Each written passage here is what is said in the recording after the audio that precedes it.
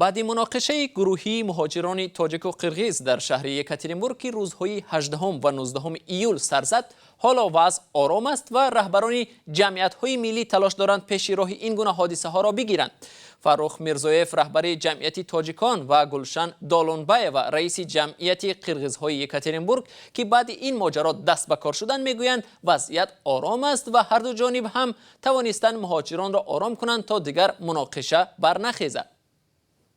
روز شنبه یعنی روز پیش در وقت بازی فوتبال بعضی از جوانان قرغیز و تاجیکستانی با همدیگر در ریختند و قرار دادند که روز دیگر بخورده آنها را با معامله خوب این مسئله رو ماجرا را حل میکنند.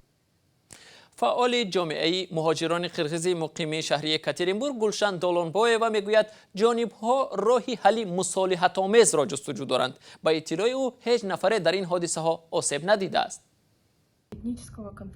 моҷарои байни қавмӣ рух надода аст. мо раҳбарони созмонҳои ҷамъиятӣ, шӯрои оқсақолон ва ҷавонон тамоми талошро ба харҷ додаем то ки ин ҳодиса аз роҳи сулҳ ҳалли худро пайдо кунад.